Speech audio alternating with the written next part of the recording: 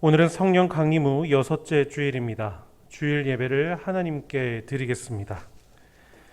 찬송가 9장 하늘에 가득 찬 영광의 하나님 1절, 2절, 4절을 다 함께 찬송하시겠습니다.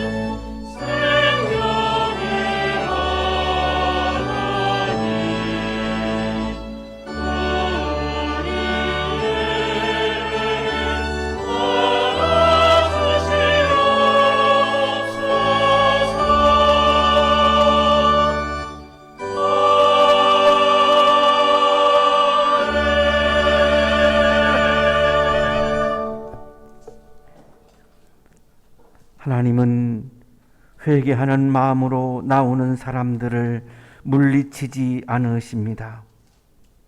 이제 우리들의 죄를 뉘우치고 고백합시다.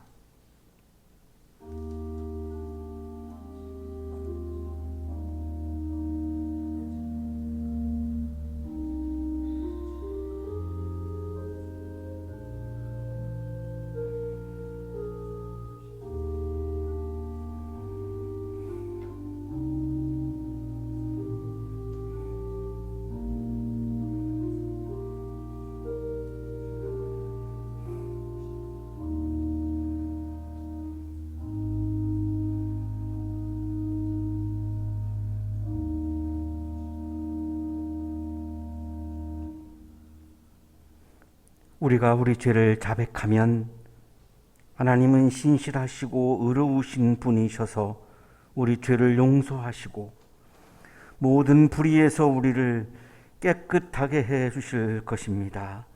아멘. 찬송가 310장 하나님의 은혜로 1절, 2절, 3절을 다 함께 찬송하시겠습니다.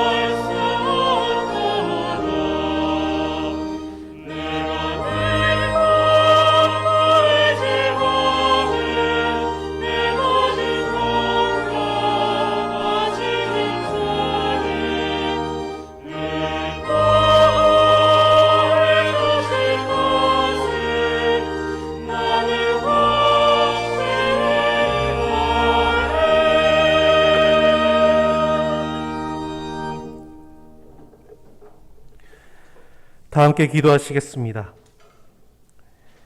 참 좋으신 하나님, 감사를 드립니다. 하나님의 섭리 가운데에 우리를 사랑으로 인도하여 주시고 주님 안에서 평강의 삶을 살게 하여 주시니 감사를 드립니다. 부족하고 연약한 우리를 도와주시고 이끌어 주시사 주님 안에서 복된 삶을 살아가게 하시고 주신 힘과 능력으로 아름다운 결실들을 이루게 하시니 감사를 드립니다. 우리가 힘들 때마다 사랑으로 감싸주시고 다시 일어설 수 있는 믿음과 하나님을 바라볼 수 있는 힘을 주심에 감사를 드립니다. 우리를 끝까지 사랑하시는 하나님께 전심을 다하여 드리는 우리의 예배를 기쁘게 받아주시고 하나님의 크신 은혜로 우리를 덮어 주옵소서. 자비로우신 하나님, 우리를 긍휼히 여겨 주옵소서. 지을 수 없는 탐욕과 욕망, 교만과 자랑으로 인하여 얼마나 죄된 삶을 살아가고 있는지 주님께서 아십니다. 섬김보다 대접받기를 원하고 사랑하기보다 갈라서기를 더 원하며 희생하기보다 더 취하고자 하는 마음으로 살아가고 있는 우리를 용서하여 주옵소서. 하나님이 주시는 평강의 삶보다 세상적인 편의를 더 좋아하고 하나님의 자녀로 살아가는 것보다 세상의 높은 자리를 더 추구하고 있는 우리를 불쌍히 여겨 주옵소서. 우리의 완악함을 내려놓고 하나님의 자비하심을 구하오니 우리의 모든 죄를 사하여 주시고 정결하게 씻어 주옵소서. 주님, 우리가 하나님과 맺은 임마누엘의 약속을 기억하며 주님과 함께 살아가는 거룩한 자녀들이 되게 하옵소서. 주님이 우리와 함께 하심을 믿고 어떤 상황 가운데서도 믿음을 잃어버리지 않으며 하나님의 자녀로서 온전한 삶을 살아가는 우리 모두가 되게 하옵소서. 세상 가운데 사단의 시험과 유혹 가운데서도 승리하게 하시고 성령의 이끄심대로 하나님이 예비하신 복된 길을 걸어가는 우리가 되게 하옵소서. 주님께서 품으시는 마음과 생각 그리고 바라보는 것이 우리의 마음과 시선이 되게 하시고 하나님이 원하시는 하나님 나라가 우리 각자의 삶에서 나타나는 은혜를 주옵소서. 주님께서 때마다 주시는 말씀으로 우리의 삶의 여정이 흘러가게 하시고 주님께서 주시는 능력과 힘으로 하나님의 뜻에 순종하며 살아가는 거룩한 성전이 되게 하옵소서. 우리의 모든 삶을 통하여 하나님께서 기뻐하실 수 있도록 우리를 다스려 주시옵소서. 주님, 이 땅의 많은 고통의 문제로 인하여 힘겨운 삶을 살아가는 자들을 위하여 기도합니다. 육신의 질병과 그 심령의 상함으로 인하여 괴로워하고 있는 모든 지체들, 사람들과의 관계와 경제적인 어려움으로 힘들어하고 있는 자들, 자신에게 임하고 있는 많은 압박으로 인하여 우울을 겪고 있는 자들, 학업과 취업으로 인하여 애쓰는 모든 자들, 코로나 바이러스와 싸우고 그로 인한 삶의 노고에 지쳐가는 자들, 주님, 이 모든 심령들을 굽어 살펴주시고 그들을 품어주시며 하나님의 지혜와 힘을 더하여 주시사 모든 고통의 문제에서 벗어나게 하시고 기쁨과 평강의 삶을 회복하는 모든 이들이 될 수 있도록 축복하여 주옵소서. 예수 그리스도를 믿고 하나님의 사랑을 받은 우리가 힘겨운 삶을 살아가는 자들에게 하나님의 사랑을 나누고 기도하게 하시사 우리를 통하여 하나님의 사랑이 증거가 되는 삶이 될 수 있도록 우리와 함께하여 주옵소서. 거룩하신 주님, 비대면 예배와 영적인 교제가 많이 사라진 상황이지만 그럼에도 불구하고 하나님을 믿고 따르는 우리의 영적인 삶이 무너지지 않게 하여 주옵소서. 그리고 언제나 하나님과 함께 호흡하며 성령의 충만함으로 살아가는 모든 성도들이 되게 하옵소서. 우리가 있는 모든 곳이 하나님을 예배하는 거룩한 성전이 되게 하시고 우리가 성령이 함께 하시는 하나님의 성전임을 잊지 않게 하시사 우리가 가는 곳마다 하나님의 살아계심과 그리스도의 향기가 드러나는 삶을 살게 하옵소서. 우리 모든 성도들의 가정과 한양대학교회와 이 한양동산 위에 하나님의 통치가 임하게 하시고 사단의 모든 영향으로부터 안전하게 지켜주시며 하나님의 사랑으로 하나가 되는 모든 처소가 되게 하여 주옵소서. 주님 앞에 전심을 다하여 찬양하는 이들을 축복하시고 온 마음을 다하여 예배를 드리는 모든 성도들에게 한량없는 은혜를 부어주실 것을 믿사오며 모든 것을 주의 손에 의탁하옵고 살아계셔서 함께 하시는 거룩하신 우리 구주 예수 그리스도의 이름으로 간절히 기도드립니다. 아멘.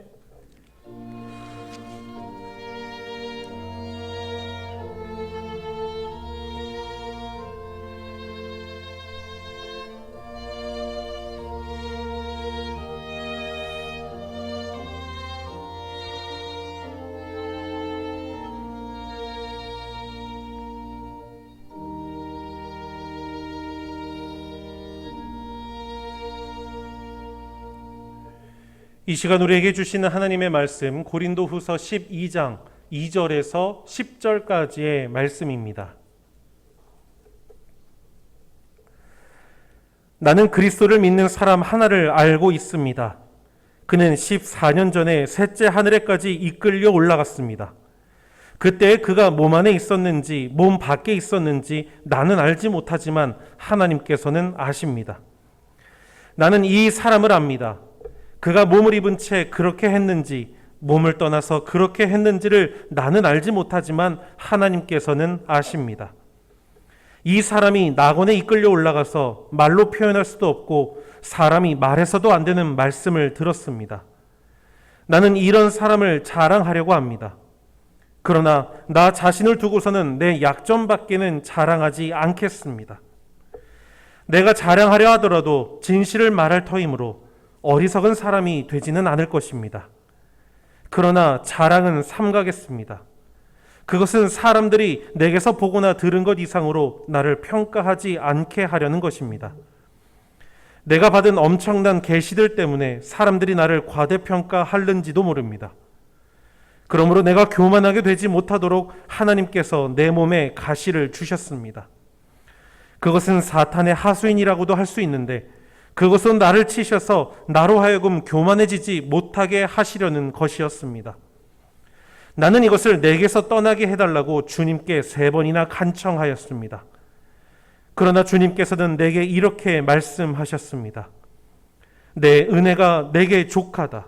내 능력은 약한 데서 완전하게 된다. 그러므로 그리스도의 능력이 내게 머무르게 하기 위하여 나는 더욱더 기쁜 마음으로 내 약점들을 자랑하려고 합니다. 그러므로 나는 그리스도를 위하여 병약함과 모욕과 궁핍과 박해와 곤란을 겪은 것을 기뻐합니다. 내가 약할 그때에 오히려 내가 강하기 때문입니다. 서신서의 말씀입니다.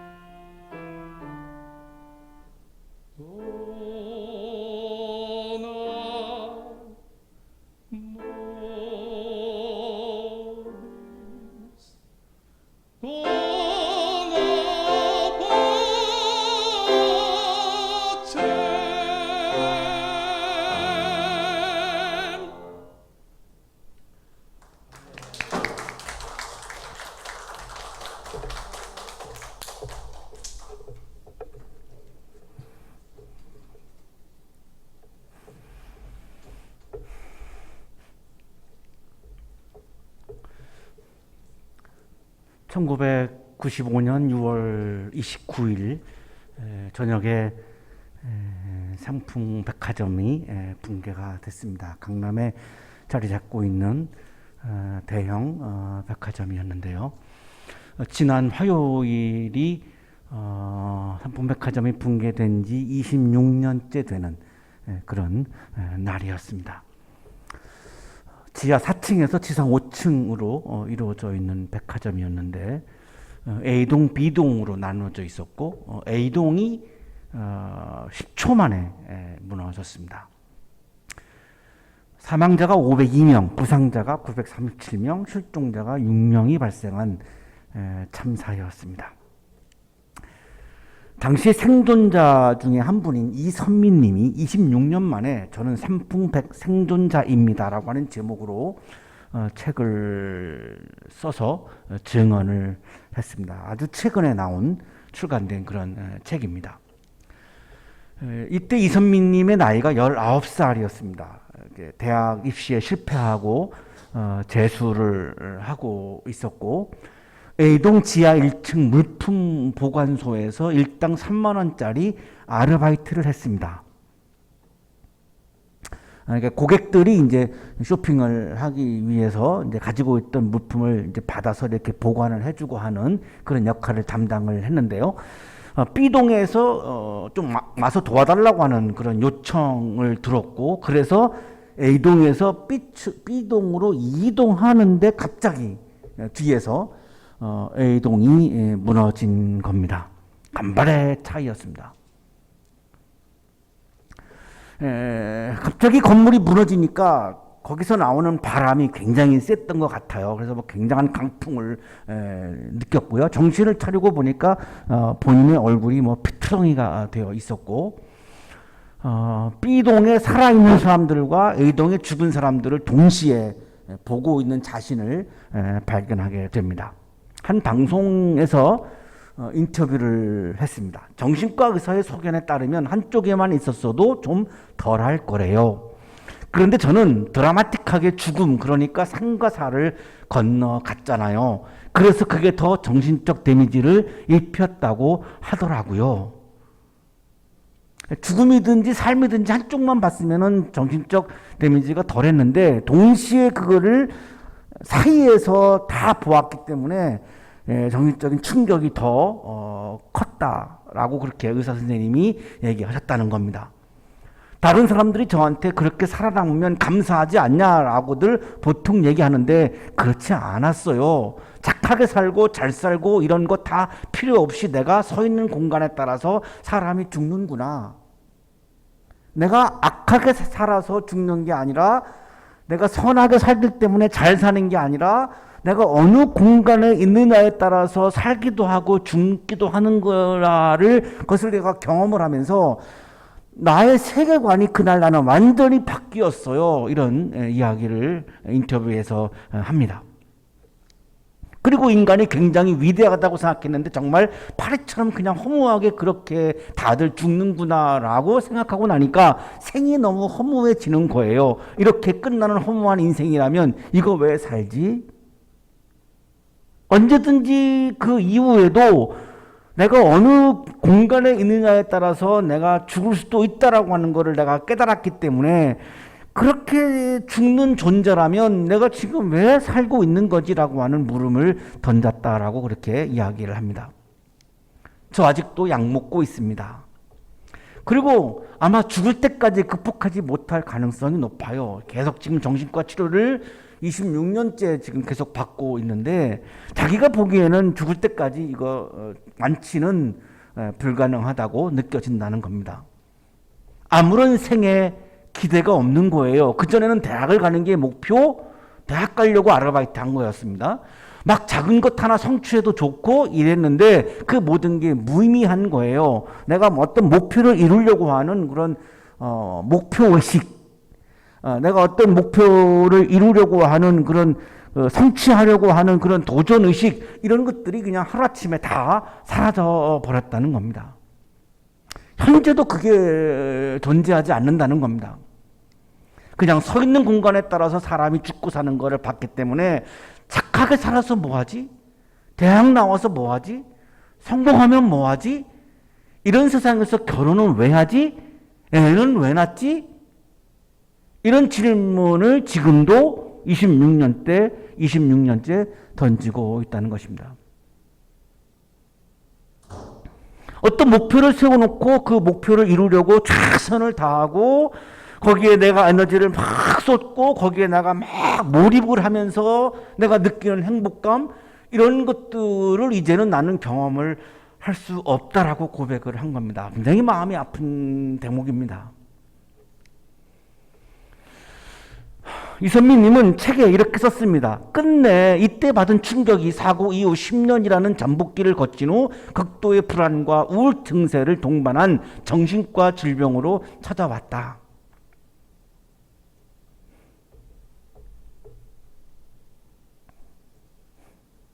저는 그날 생존했던 아주 유명한 세 분이 있습니다. 한 분은 남자분이고 두 분은 여자분인데요. 다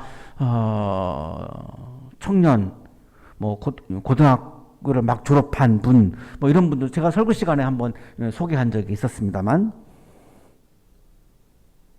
근데 이선미님의 이야기를 들으면서 저는 그것이 다 끝났다고 생각을 했는데 아직도 이 사건은 끝나지 않았다라고 하는 것을 확인하면서 굉장히 마음이 아팠습니다.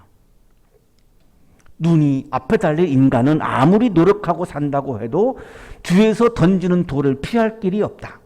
그러니 우리는 옆 사람한테 대신 좀 봐달라고 부탁하며 살아야 한다. 내가 강하다고 생각하는 사람은 절대 누구에게 부탁을 하지 않고 살죠. 자존심을 굽히지 않고 부탁하지 않으며 살죠. 자, 근데 이선미님이 경험한 것은 그렇게 인간이 강하지 않다는 것입니다. 그렇다. 인간은 아무리 잘났어도 혼자서는 살 수 없다. 그러니 인간은 공동체 안에서 유기적으로 서로 협력해야 한다.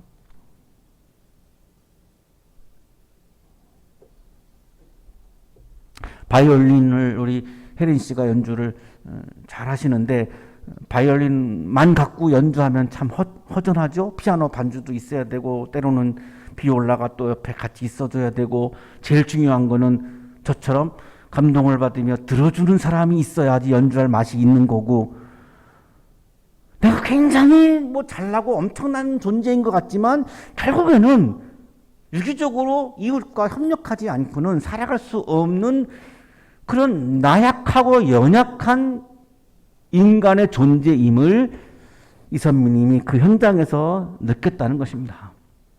그리고 아직도 약을 먹고 있는 자신을 보면서 인간의 존재가 이렇게 유약하구나라고 하는 것을 지금도 깨닫고 있다라고 이야기를 하고 있습니다. 그러니까 제발 타인의 고통에 공감할 수 없거든 차라리 침묵하자.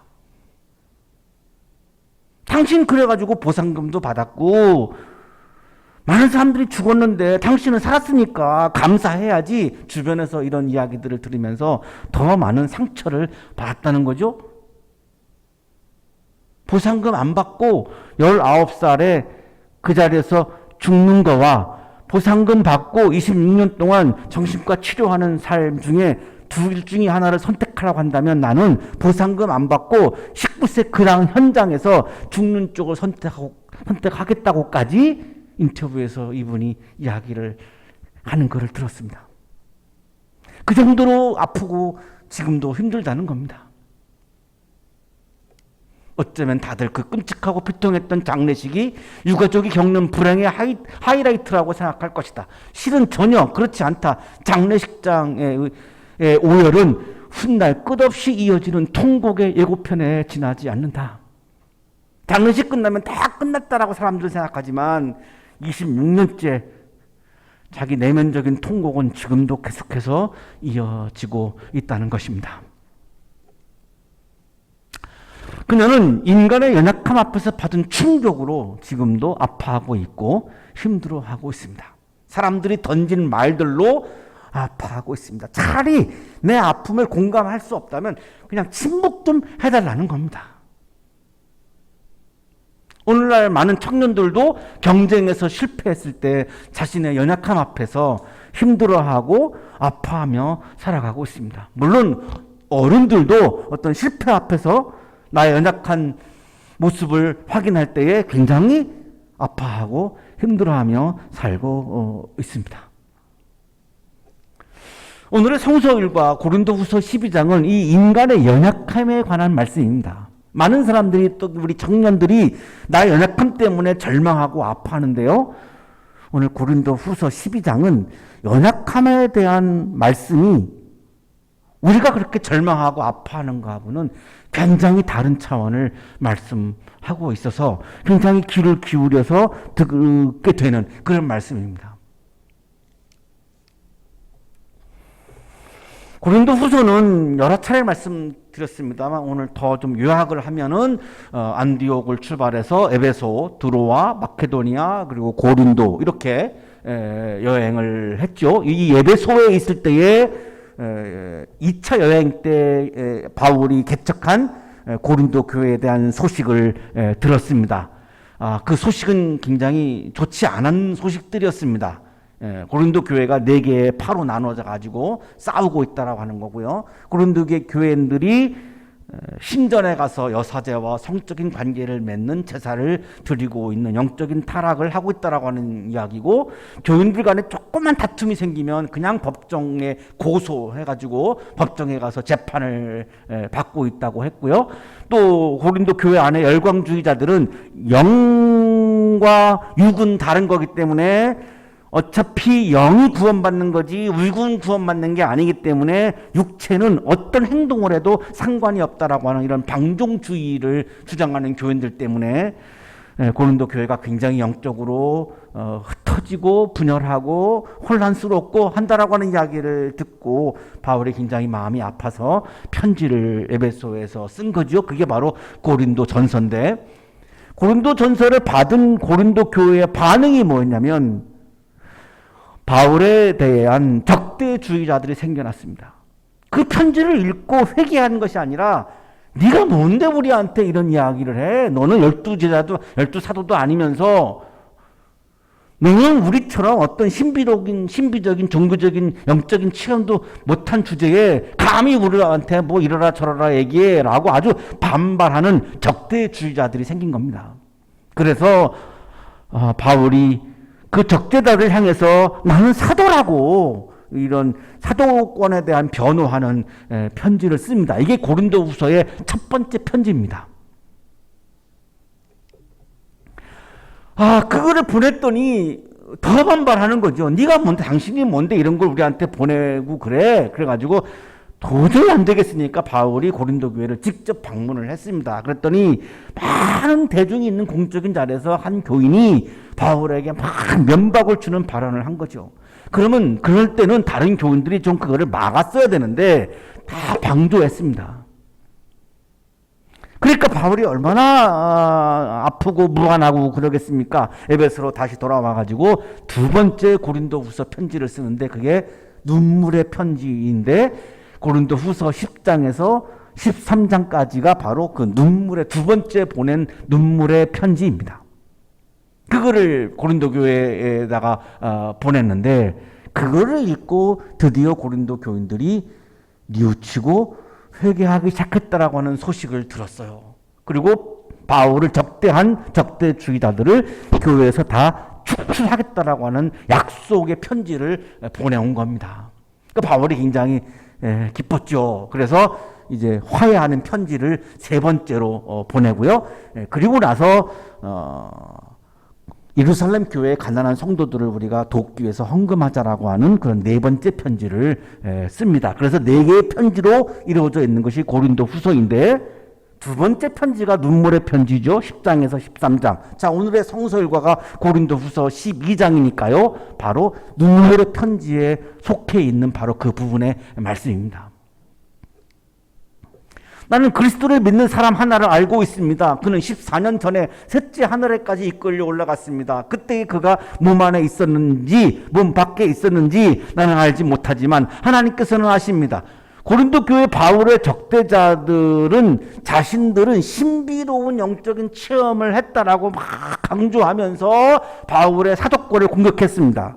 바울은 그런 거를 말한 적이 없다. 바울은 어떤 신비로운 영적인 체험을 한 적이 없다. 머리로만 얘기하는 거지 바울은 실제로 하나님을 체험하지 못하지 않았느냐. 그러나 우리는 직접 하나님을 체험했다. 그러니 우리가 바울보다 훨씬 더 훌륭한 그런 교회의 리더가 아니냐. 이렇게 해서 교회 내에서 자신들의 입지를 세워가고 있었던 겁니다. 그러면 바울은 정말로 신비로운 그런 영적인 체험을 하지 않았을까? 했습니다. 고린도전서 9장 1절입니다. 내가 자유인이 아닙니까? 내가 사도가 아닙니까? 내가 사도가 아니라고? 내가 사도가 아닙니까? 내가 우리 주 예수를 뵙지 못하였습니까? 내가 예수를 만나는 경험을 체험을 했다는 겁니다. 여러분은 주님 안에서 내가 이래서 얻은 열매가 아닙니까? 그런 체험이 있었기 때문에 내가 고린도 교회를 세웠고 여러분들을 내가 말씀으로 양육했고 그래서 여러분들이 교인이 되었고 그래서 교회 리더까지 된 건데 그 밑바닥에는 다 체험이 있는 것인데 어찌 나한테 그렇게 얘기를 하느냐라고 답변을 하는 거죠. 주님은 바울에게 나타나셨고 바울도 주님을 만나는 체험을 했죠. 물론 다마스커스에서 꼬꾸라지는 그런 결정적인 체험, 예수를 박해하던 바울이 예수를 증언하는 바울로 바뀌어지는 어마어마한 경험, 그거 이후에도 그것만이 아니고 그거 이후에도 영적인 체험을 했는데 왜 사람들은 영적인 체험을 안 했다고 생각했냐면 바울이 그런 이야기를 한 적이 없습니다. 왜 안 했느냐? 그게 그렇게 중요하지 않다고 생각했습니다. 교회를 이루어가고 교회를 구성하고 교인들을 양육하고 할 때에 그 내 개인적인 체험이 중요한 것이 아니라 하나님의 말씀이 중요하지 내 개인의 영적인 체험을 앞세우는 것은 별로 교회에 도움이 안 된다고 생각을 한 겁니다. 그리고 그걸 잘못 얘기하면 나 자신을 자랑하는 거로 받아들일 수 있기 때문에 굉장히 위험하다고 생각해서 한 번도 고린도 교회에서 그런 이야기를 하지 않았던 거지 체험 자체를 하지 않은 게 아닙니다. 영적인 체험의 주체는 내가 아니라 주님이기 때문에 그거는 자랑할 일이 아니라고 생각을 한 거죠. 제가 일반 교회에 있을 때 보면은 개인적인 영적인 체험을 막 자랑하는 교인들이 있습니다. 그 결론은 뭐죠? 그러니까 너희들보다 내가 믿음이 더 좋아. 이거거든요. 자신을 높이고 자신을 드러내기 위해서 그거를 사용을 하거든요. 그래서 바울이 그래서 이거를 자제하고 얘기를 안 한 것이지 왜 체험을 안 했겠습니까? 그래서 고린도후서 12장 1절에서 이렇게 말씀한 거죠. 자랑함이 나에게 이루어올 것은 없으나 이미 말이 나왔으니 주님께서 보여주신 환상들과 계시들을 말할까 합니다. 자랑하는 게 되기 때문에 내가 그동안 말하지 않았는데 이걸 가지고 나를 공격해오니 할 수 없이 내가 지금 내가 경험한 체험한 신비로운 체험, 영적인 체험을 얘기할 수밖에 없습니다. 지금 그런 내용입니다.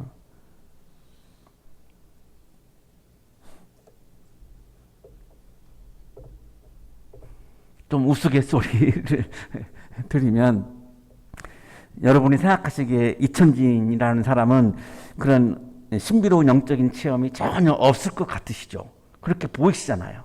솔직히 그죠? 저도 있습니다. 말 안 하는 것 뿐입니다.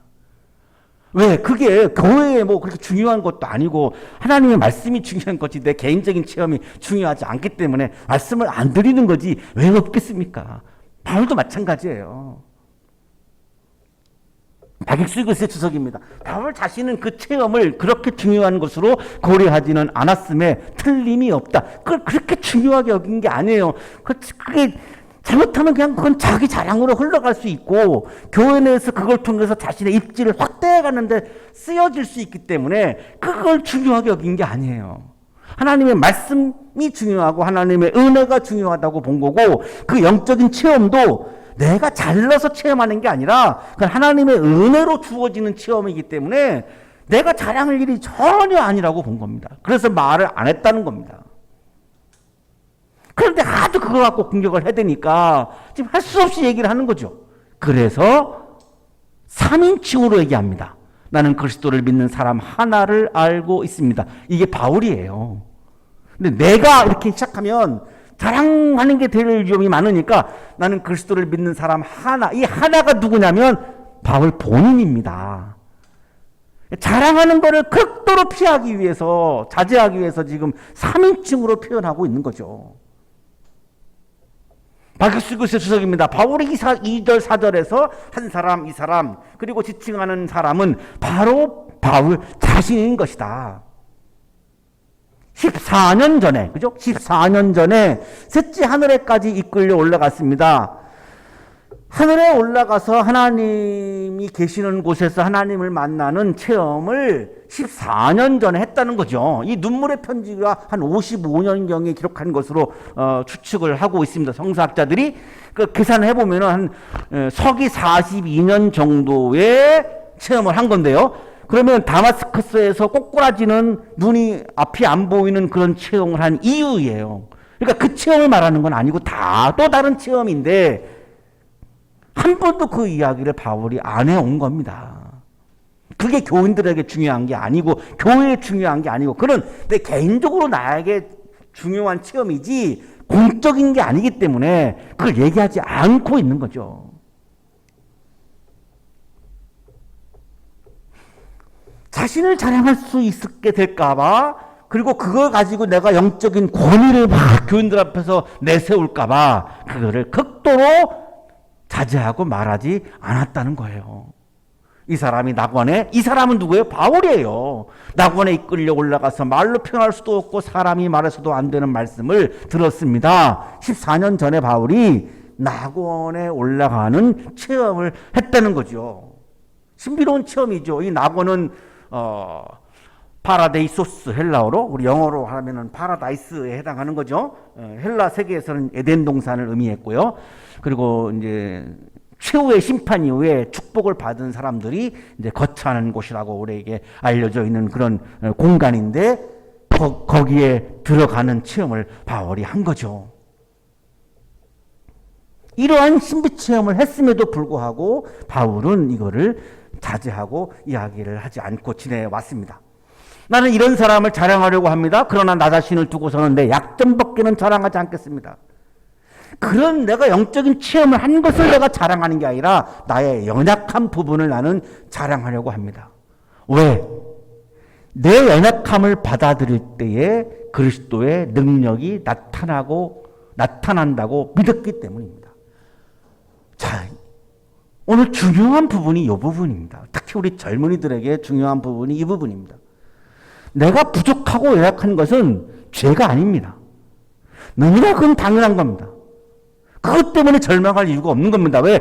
그거는 부끄러운 것도 아니고 창피한 것도 아니고 죄악도 아닙니다. 인간은 어차피 부족한 존재입니다. 그거를 내가 그냥 쿨하게 받아들여야 되는 겁니다.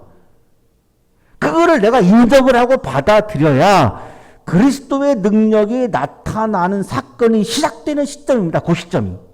그런데 내가 나의 연약함을 받아들이지 않고 인정하지 않고 그것 때문에 내가 절망하고 원망하고 불평하고 그러고 있으면은 그리스도의 능력이 나타나는 사건이 시작되지가 않습니다. 거기에서는. 그 점이 중요한 거죠. 바울은 그거를 깨달았던 거예요. 그래서 자신의 약점을 자랑한다는 거예요. 왜? 내 약점을 인정하는 그 시점이 그리스도의 능력이 나타나는 출발점인 걸 알았기 때문에 자신의 약점을 자랑하는 겁니다. 자신의 체험을 자랑하는 것이 아니라 자신의 약점을 자랑하는 거죠. 김판임 교수의 주석입니다. 영적 체험은 하나님의 능력과 은총의 힘에 의한 것이다. 그런 까닭에 사람이 그것을 자랑한다는 것은 이미 영적인 체험에서 벗어나는 일이다. 내 개인적인 영적인 체험을 자랑하는 것은 이미 그 사람은 영적인 체험이 없다와 같다는 것입니다. 진정으로 영적인 체험을 한 사람은 그걸 자랑하지 않는다는 겁니다. 왜? 그 영적인 체험은 내 능력으로 하는 게 아니라 하나님의 능력으로 하나님의 은혜로 주어지는 거기 때문에 그걸 전혀 내가 자랑할 성격 자체가 아닌 거기 때문에 그거를 자랑한다는 것 자체는 진정한 영적인 체험이 아니라고 하는 거죠. 그리고 그걸 왜 자랑하느냐? 내 입지를 더 강하게 하려고 하는 거죠. 교회 내에서. 내가 자랑하려 하더라도 진실을 말할 터이므로 어리석은 사람이 되지는 않을 것입니다. 그러나 자랑은 삼가겠습니다. 그것은 사람들이 내게서 보거나 들은 것 이상으로 나를 평가하지 않게 하려는 것입니다. 바울이 신비 체험을 자랑하는 것을 자제한 이유는 자신에게서 보고 들은 것 이상으로 자신을 평가하게 될 것을 두려워했죠. 바울이 만약에 자신의 신비로운 체험을 만약에 이야기했다면 바울이 원래 존재보다 더 위대한 사람으로 교인들이 막 추앙하고 높였을 가능성이 많기 때문에, 그래서 그것은 진실이 아니기 때문에 자제했다는 겁니다. 자신의 능력으로 하는 게 아니라 신비로운 체험은 하나님의 능력으로 하는데, 그걸 내가 자랑을 해가지고 본래의 나의 존재보다 더 뛰어난 존재로 인식이 되어진다면 그건 거짓이기 때문에 바울은 그거를 자제했다는 거죠. 내가 받은 엄청난 계시들 때문에 사람들이 나를 과대평가할는지도 모릅니다. 그러므로 내가 교만하게 되지 못하도록 하나님께서 내 몸에 가시를 주셨습니다. 이게 굉장히 아주 가슴 아픈 대목이죠. 바울은 자신이 그런 신비로운 체험을 통해서 교만해질까봐 하나님은 동시에 신비로운 체험을 하는 은혜도 주셨지만 동시에 바울의 몸에다가 가시를 주셨다는 거예요. 이 가시는 질병을 의미합니다. 박학수 교수의 주석입니다. 우리는 바울 서신 전체에서 육체의 가시를 정의 내린다면 육체적 혹은 정신적인 질병으로 보는 것이 타당하리라고 여겨진다. 육체적인 질병 혹은 정신적인 질병을 하나님이 바울에게 주셨다는 거예요. 그럼 하나님을 원망해야 되잖아요. 자, 이 뒤에 읽어보면 바울은 그걸 원망하지 않는다는 겁니다. 육체적인 질병이냐 정신적인 질병이냐, 그건 물론 논란이 많은데요. 우리 교회에 우리 정신과 의사이신 이근덕 선생님의 말씀을 제가 직접 들었는데, 정신적인 질환은 결국 그것도 몸의 질환입니다, 이렇게 말씀하시더라고요. 그래서 이건 별로 중요한 논쟁은 아닌 것 같아요. 육체적인 질병이냐 정신적인 질병이냐, 그것은 별로 그렇게 중요한 논쟁은 아닌 것 같고, 어쨌든 몸에 질병을 주셨고요. 얼마나 고통스럽겠어요. 그러니까 이것을 벗어나게 해달라고 3번이나 바울이 간청을 하는 기도를 했어요. 그러면 하나님이 들어주실 것 같죠? 바울이니까, 그죠? 그러면 또 바울은, 여러분 내가 이렇게 기도하니까 이 기도가 응답되어가지고 내가 병이 났어요 라고 또 기도의 능력을 자랑하고 싶어지겠죠? 하나님은 이 기도를 들어주시지 않았습니다.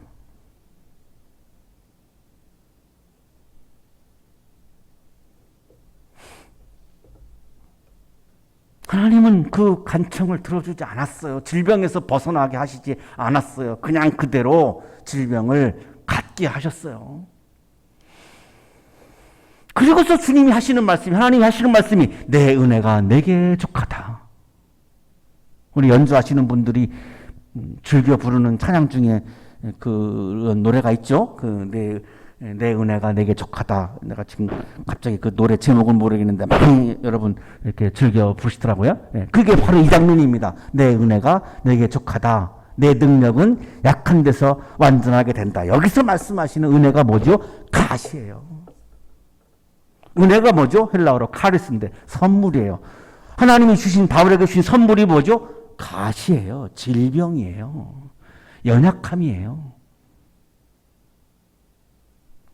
우리가 선물이라고 하니까 엄청난 능력을 우리가 생상하는데요. 고린도후서 12장 9절에 보시면 아니에요. 그 하나님의 선물, 하나님의 은혜는 연약함입니다. 질병입니다. 그거를 은혜라고 말씀했고 선물이라고 말씀했습니다.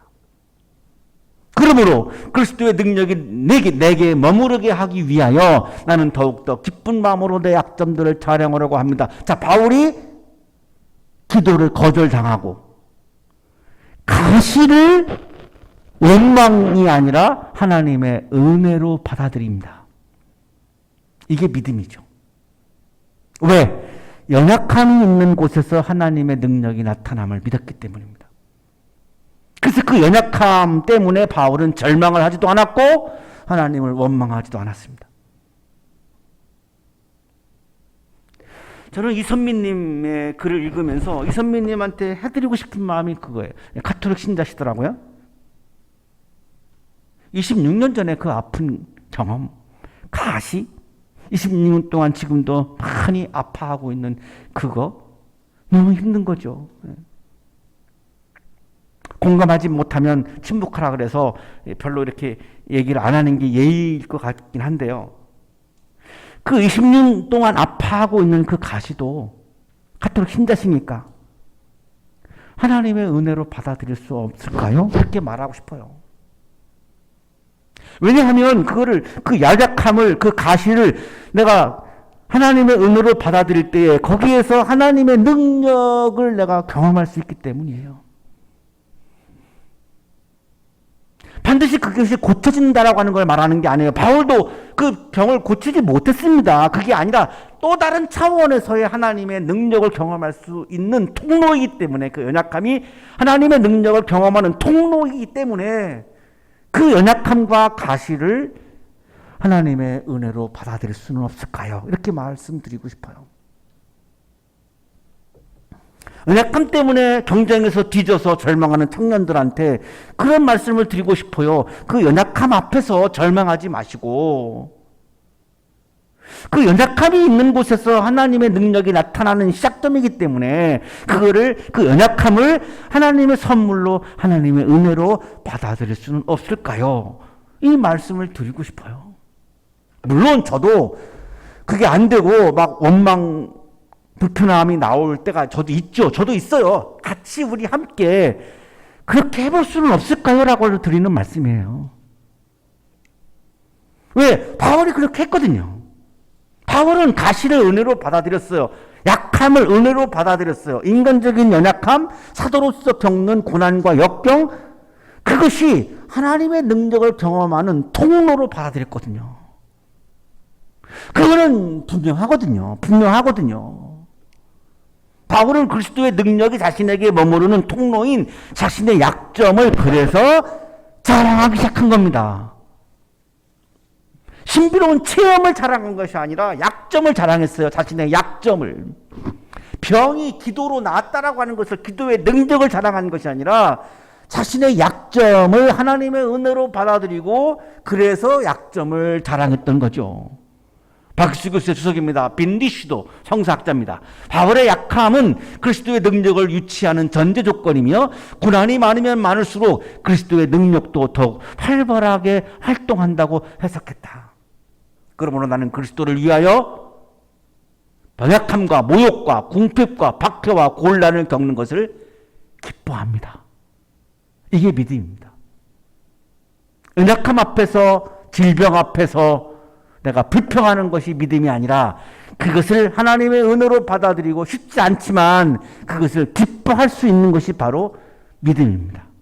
그것이 신앙의 세계이고 영성의 세계입니다. 왜?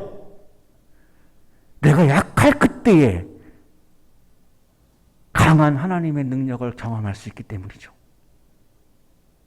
내가 강하다고 내가 자부하고 있으면 하나님의 능력이 나타날 이유가 하나도 없어요. 내가 강해서 내가 잘하고 있는데 굳이 하나님이 거기 개입하실 이유가 없죠.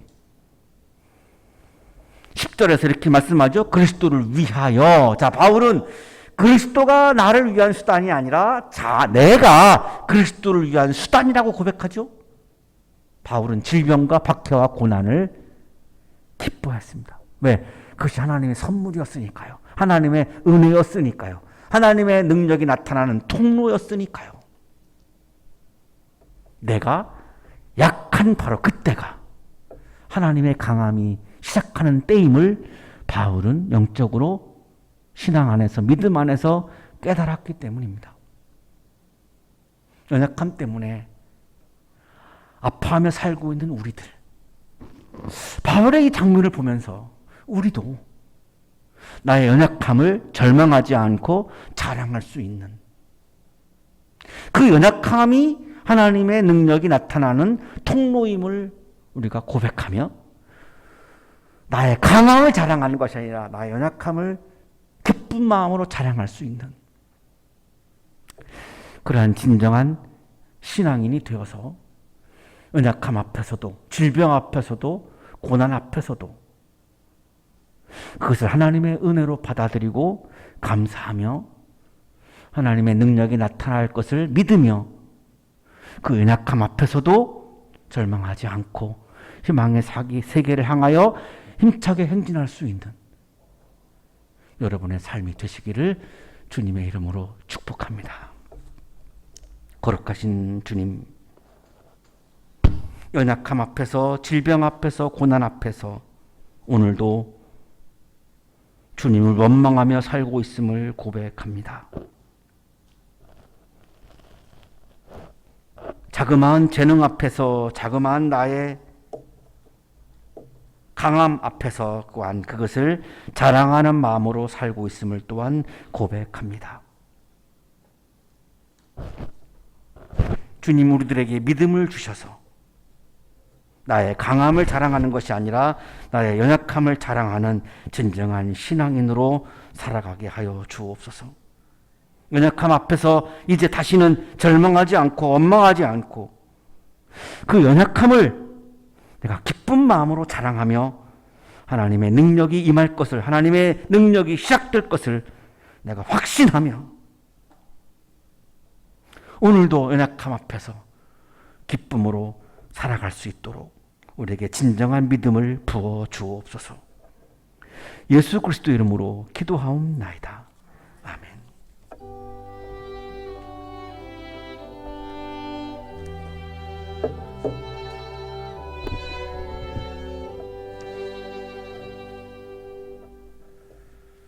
교회 소식 알려드립니다. 오늘은 성령 강림 후 6째 주일로 지켜 예배를 드립니다.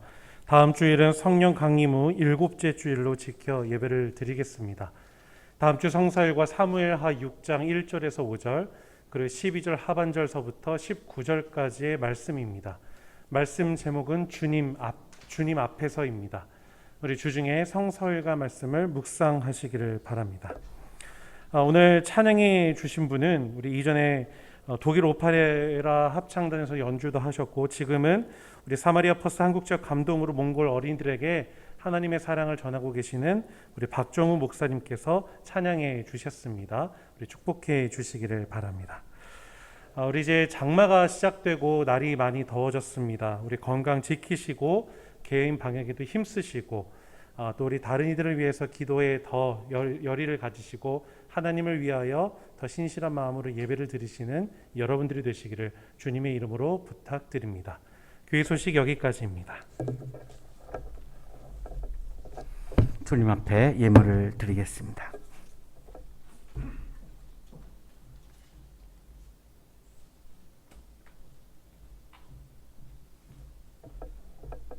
거룩하신 주님, 오늘 아침 우리들에게 말씀을 통하여 믿음을 주셔서 연약함 앞에서, 질병 앞에서, 고통 앞에서 절망하지 않고 주님의 은혜에 감사하며 희망의 세계를 향하여 또한 행진할 수 있도록 영적인 힘을 부어주시니 감사합니다. 감사의 마음을 예물에 담아 드리오니 기쁘게 받아주시고 예물을 드리는 손길 위에 크신 은혜를 부어 주옵소서. 예수 그리스도 이름으로 기도하옵나이다. 아멘.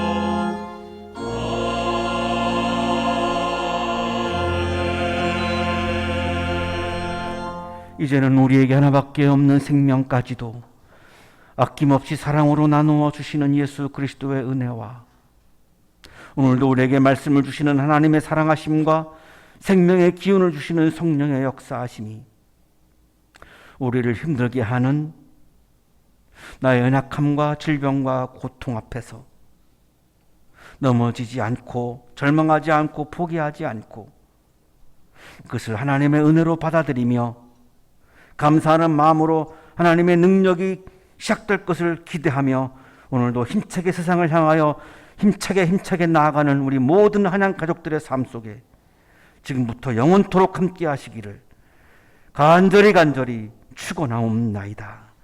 아멘.